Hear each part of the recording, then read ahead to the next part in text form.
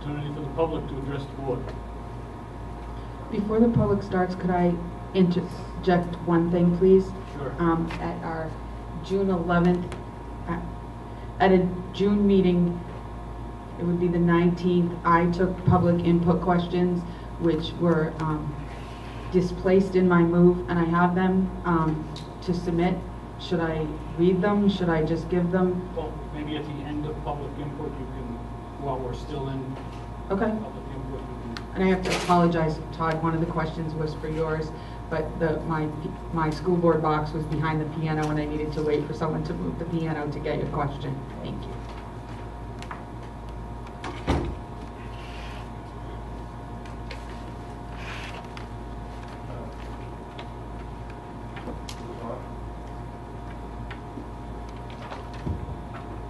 I'm Todd Lazard, 21 Post Road. I had a few questions I would like to submit. Some of them were, I think, in regards to the last questions there. Just in regards to BYOD, one of the questions I had was, how does the Hooksett School District intend to protect images and video of children from getting onto the web? I just want to know if there's any in the policy group, we've got to figure out some protocols for, like for right now, I know that kids take videos and pictures. Matter of fact, my son came and had a video of him and his friend in the lunchroom. And so I disciplined him, made him erase it. That's a good example of, I've told him over and over again, and you know, that it just happens. And you know, he's a good friend, but still, it doesn't mean that they can go take photos and videos and stuff of that nature. So I'm concerned about Facebook and other social media outlets and videos getting up there. One of the other things with the kids is they're doing this video morphing, and they, you know, change people's faces and stuff like that. And it's great fun, it's entertaining for them. And I said, you can do it all you want with your little brother, but you can't do it with your friends and so forth, because they could take offense. So to be careful with that. So one of the concerns I have is if an image is taken of a student within the school grounds is found on the web, such as Facebook, what policy would be created to provide parents with an avenue to request such photos be removed? What policies would be adopted or modified to cover situations where an elementary or middle school age children inadvertently brings an image of material that is inappropriate? Good example is with the iPod. If everyone has Apple products, you have the home sync. You know, whatever app your adolescent has, all of a sudden, next thing you know, you find it on your iPad. If you have the home sync, and a lot of people are not as sophisticated with that type of stuff, and you know, all it's going to take is some teenage kid to download the Sports Illustrated magazine or something like that, the swimsuit issue, and kids to go home saying, "Oh, my friend showed me, you know, certain pictures and such," and then we'll have a little bit of a crisis. The other thing which I'm deeply concerned about too is a little research is, because I can't find it, I wanted to know, did we adopt JIH? And will JIH cover these scenarios where inappropriate materials come about? I'm more concerned of overreaction than underreaction. Does the school reserve the right to interrogate the student without parents' knowledge if it involves internet or technology issues, since this is not part of the curriculum? And also, do students have Miranda rights? I know that I've read a lot about that, saying that administrators can interrogate kids. And once again, I've had my dealings with, with my kids' discipline. I let the school discipline how they see fit, and I believe in that. But because we're bringing these devices in, I just don't want something to all of a sudden inadvertently get out of control. And I'd like to hope that because this isn't integrated into the education, that this is kind of a resource for them, that we're going to at least call the parents before the kids are interrogated about their devices. I'm also concerned about, if I sign that agreement, because I signed the agreement on the pilot, both my sons, is that do we relinquish any rights? All of a sudden a parent says, hey, there's a posting or something of that nature, will kids have to give up their passwords to their social media outlets and stuff of that nature? And also, one of the questions I did ask was, could the school divide the authorization form into two separate, for release of information into two separate pieces, one being text and one being image. Because I know Mr. Benson went through a little bit of a issue with me where I basically said nothing. I want nothing out there. Of course, my wife convinced me that we need to have my kids, honor roll placed in the paper, and which basically vetoes my veto. And in that case, I don't mind the text, like a name and an honor roll, but could we separate it? Because when I sign one form, I'm releasing both. I don't get to choose if you can release it for honor roll versus can I release an image in a context and so forth. I'd rather the image be case by case, and town does it right now in the camp program. They ask me, hey, can we release this picture? I said, yeah, sure, go ahead. It's nice when they do that. I understand you got hundreds of students. You can't do it, for everyone, but I'd just like to have that form separated if it was possible. And that's that. The only other comment that I'd make is this whole thing about harassment and bullying and stuff like that is getting out of hand. But I mean, I watched the video. First off is, it's oversight is oversight, and you have performance review, and you have performance questioning and stuff of that nature. And one of the things is that, and I am a good friend of Dave, but I will also say this, is I've had a lot of very good conversations with him where I agree with him and I disagree with him. But he's always been forthright, always looked at the technical side of things, always tries to find all the answers and so forth, and provide pretty good arguments. I don't mind that type of debate. But one of the things I would say is this, is that as much as he's been accused of whatever this kind of stuff has been going on, I thank God that he pushed the issue in regards to the high school issue, and that we're talking things like Pinkerton, because I don't think that would have came about without that type of dialogue early on. I don't think that the issue with the BYOD program and the security aspects would have come along if it wasn't discussed and out in the open. And I think that because the answers come out that are better, I feel a little bit more comfortable with the idea that, okay, you guys have talked, you're starting to talk about what's going on, and I feel a little bit more comfortable with it. I don't agree with 100%. I think it should be 7th and 8th graders. Okay, that's my thing, and that's your vote. The final thing I'd say is this, is that I read a great speech. It was from 1972 at the American Association of School Administrators, and it said the speech was it said communication where schools go wrong. I listed 10 commandments. It was actually a pretty good read, and if anyone wants to see it, I'll post it onto my website. Thanks.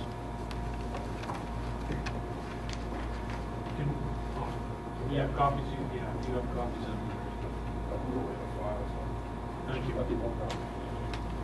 He actually reiterated both questions he had asked previously. Kathy O'Hara, 2 Marcel Way. The reason why I'm coming to talk a little bit today is because I have grave concerns about the school board and where it's going and what direction. I think a lot of time is being spent on, I can't explain it, whether it's personal issues. Right from the beginning of when Dave and Mike came on, there seemed to be a divide almost immediately. And as a parent of children in the town, I would like to ask the board to really take a look at what's going on, why it's going on, and how can you stop it and move ahead in a more productive way. I think it's not good for our students, it's not good for our administration. I sat in some of the meetings where Dave Pearl asked the questions. I didn't hear the answers either. So I'm not blaming anybody, but I would like to have the board be supportive to get those answers clear, so that if Dave doesn't understand them and the public doesn't understand them, then we need to get those answers. And I think Dr. Littlefield did put some of those answers out this week, and they've been posted. But I think there are opportunities, whether Dr. Littlefield can do training or the Department of Education can do training for school board members to work as a team to move ahead and to really focus on what the issues are in our town and in our educational system. I was brought into this because the high school reassignment issue.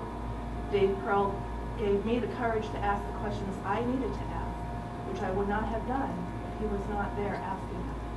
And what I learned was asking those questions gets you answers. And when you get those answers, you can do productive things for our students here in Hooksett.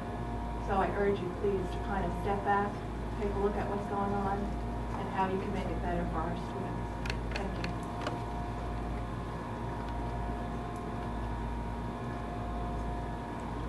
Anyone else?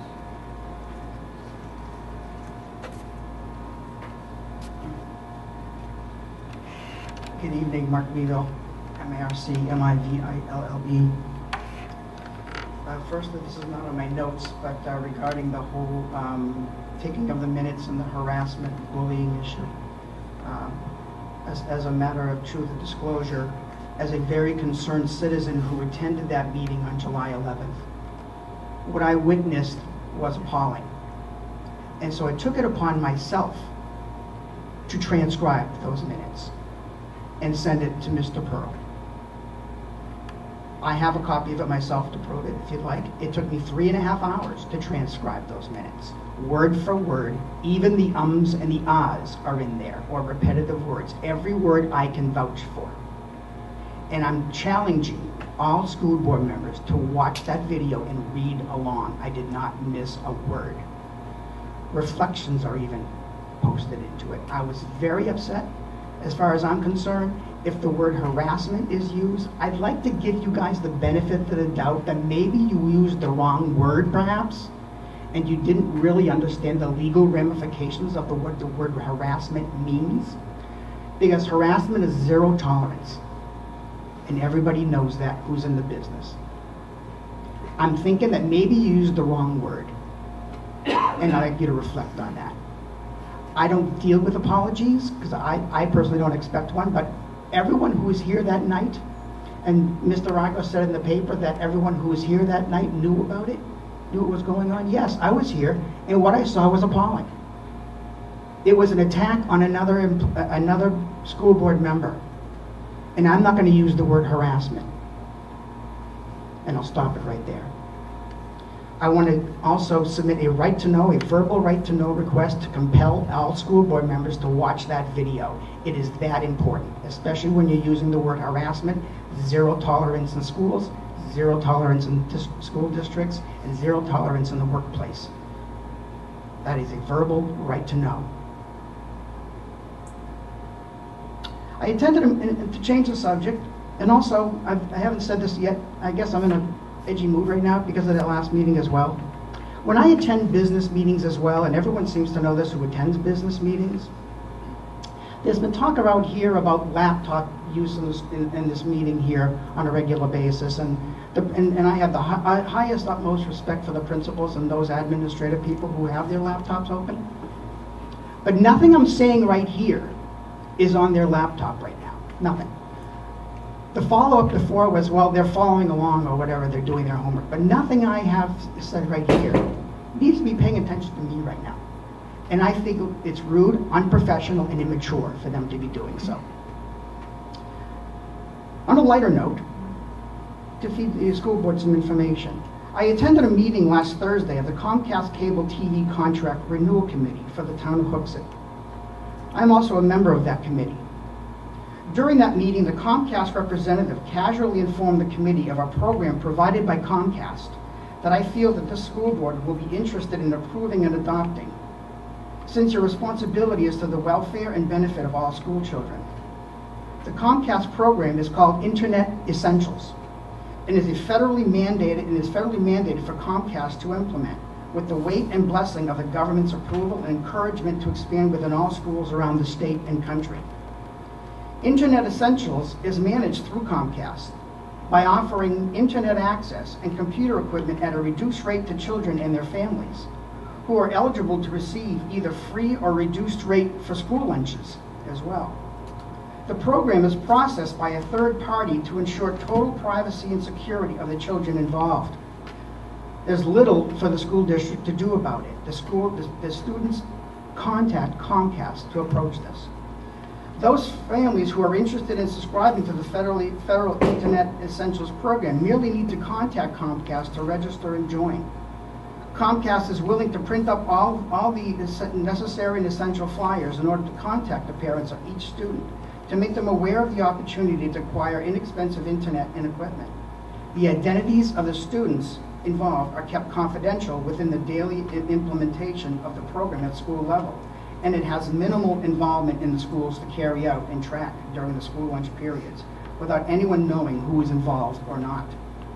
According to the Comcast representative, again, with the school board's already stated interest in the improvement of more technology in our 21st century learning, coupled with the board's adoption of BYOD earlier this year, this federal Internet Essentials program would be a good fit to improve and improve our Hooksett schools. It's a win-win program for our students.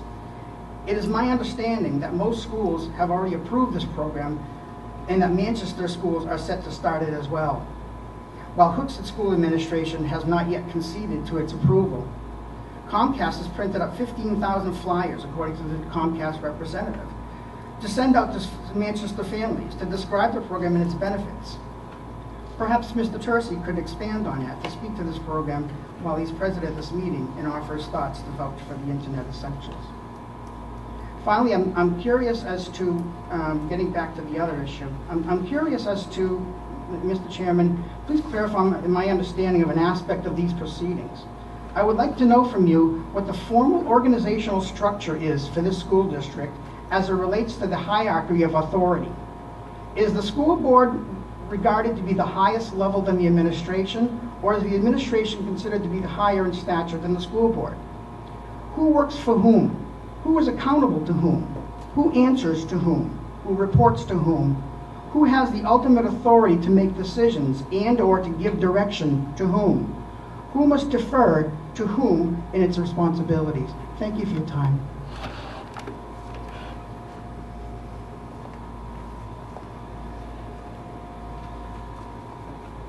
Anyone else?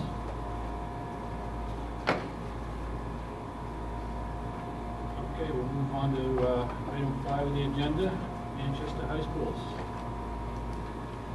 Mr. Tercey. I assume you're going to update us